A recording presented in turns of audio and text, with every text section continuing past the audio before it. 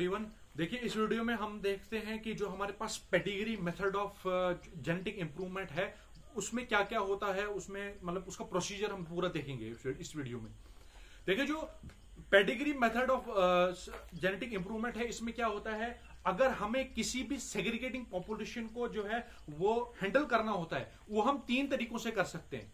या तो हम बल्क मेथड का इस्तेमाल कर सकते हैं, या तो हम ये इसका पेडिग्री मेथड का इस्तेमाल कर सकते हैं, या तो हम बैकक्रॉस मेथड का इस्तेमाल कर सकते हैं।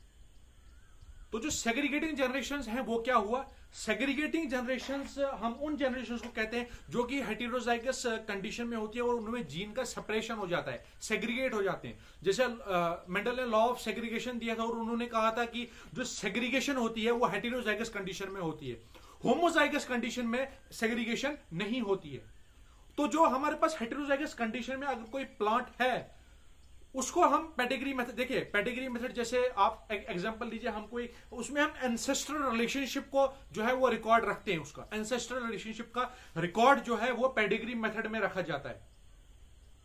एंसेस्ट्रल रिलेशनशिप हुआ, मान लीजिए जैसे कोई राहुल गांधी है, उनके जो पापा है वो राजीव गांधी के पापा जो वो पूरा एक हायरार्की में आप ऐसे याद रख सकते हैं, हमें सबके नाम पता है ना, तो इससे हमें पता चलता है कि उनका हमने एक रिकॉर्ड रखा है। वैसे ही पेडिग्री मेथड में भी हम एक रिकॉर्ड रखते हैं। तो क्या होता है पेडिग्री मेथड में, अगर हमें सेल्फ पॉलिनेटेड स्पीशीज की जेनेटिक इंप्रूवमेंट करनी है तो हम पेडिग्री मेथड का इस्तेमाल करते हैं। पेडिग्री मेथड में क्या करते हैं, मान लीजिए हमारे पास जब, और देखिए सेग्रीगेटिंग पॉपुलेशंस कब हमारे पास आएंगी, जब हम दो अलग अलग वेराइटीज के बीच में जिनका जेनेटिक स्ट्रक्चर डिफरेंट होगा उनके बीच में अगर हम क्रॉस कराते हैं तो हमारे पास हेटेरोजाइगस कंडीशन में प्लांट एक बनेगा। और वो हेटेरोजाइगस कंडीशन में प्लांट जो होगा, फिर जब वो F1 बनेगा, F1 से जो F2 बनेगा, जब हम उसकी सेल्फिंग कराएंगे, F1 से जब F2 की जब सेल्फिंग होगी उस कंडीशन को हम मतलब जब F1 से F2 की सेल्फिंग होगी, F2 से F3 बनेगा, F3 से F4 बनेगा, वो जो सेल्फिंग हम कराते जाएंगे उसमें सेग्रीगेशन ऑफ ये होंगे जीन्स होगा, और ये सेग्रीगेशन ऑफ जीन्स हेटेरोजाइगोसिटी को डिक्रीज करेगा, होमोजाइगोसिटी को इंक्रीज करेगा। जब हमारे पास फाइनली जब होमोजाइगोसिटी इंक्रीज पूरी मतलब कि देखिए अगर कैपिटल टी हो गया लास्ट तक, इसका मतलब है उसमें होमोजाइगोसिटी पूरी आ गई है।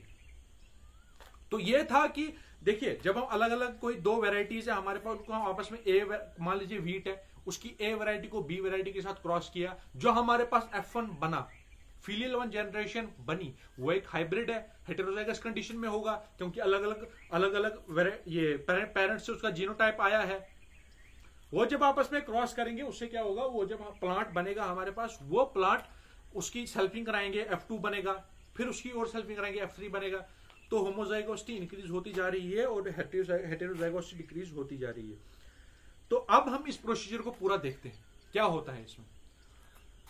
तो पहले साल में क्या होता है, पहले साल में जब हमारे पास ए और बी वैरायटी में क्रॉस किया, हाइब्रिड बना, वो हाइब्रिड जो होगा दूसरे साल में 10 से 30 सीड्स लेकर मैं हाइब्रिड बनाऊंगा। हाइब्रिड मेरे पास बन गया है, उस हाइब्रिड को मैं एक दूसरी फील्ड में लगाऊंगा दूसरे ईयर में। पहले ईयर में तो मैंने हाइब्रिड बनाना मेरा एम था, दूसरे ईयर में मैंने क्या किया, उस वो जो प्लांट थे उसको हमने 10 से 30 सीड्स लेकर वो मतलब वो लगा लिया मैंने फील्ड में। और मेरा एम है कि मैं 2000 से लेकर 10,000 सीड्स अपने पास बनाऊं सेकंड ईयर में।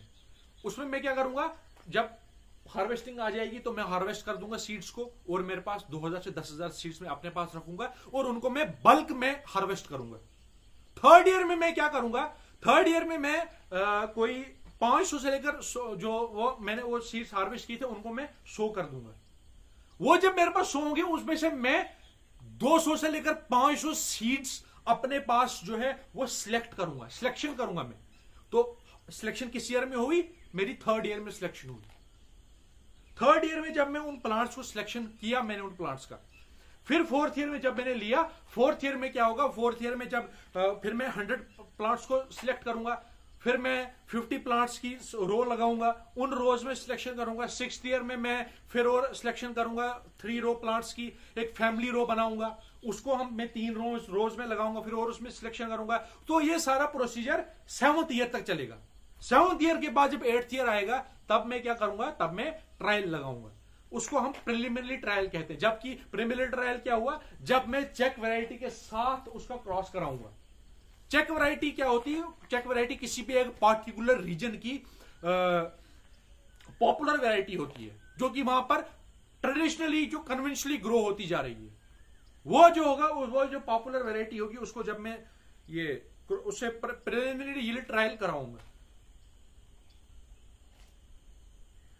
9th ईयर में भी मैं कराऊंगा। फिर 9 से लेकर 11 ईयर्स तक मैं कोऑर्डिनेटेड वैराइटल ट्रायल्स लगाऊंगा।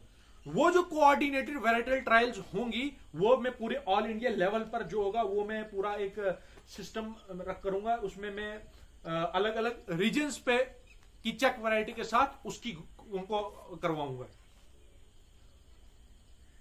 और इस पूरे प्रोसीजर को कितना टाइम लगा मेरे पास, 12 साल। तो पेडिग्री मेथड को कितना टाइम लगता है हमारे पास, 12 साल कंप्लीट होने में, कंप्लीशन में 12 साल लगते हैं।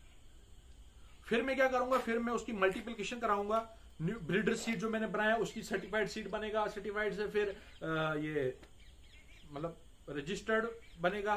ठीक है, ये ऐसे न्यूक्लियस से कौन सा सीड बनता है हमारे पास, पहले न्यूक्लियस सीड बनता है, उसके बाद ब्रीडर सीड बनता है, ब्रीडर्स के बाद ये सर्टिफाइड बनता है, सर्टिफाइड के बाद फिर जो कमर्शियली हो जाती है उसकी। तो फिर मैं जो स्टेट सीड कॉर्पोरेशन है या सेंट्रल सीड कॉर्पोरेशन है, वहां पर उनको भेजूंगा। तो ये था पेडिग्री मेथड, जिसको टोटल टाइम लगता है 12 ईयर्स। Thank you.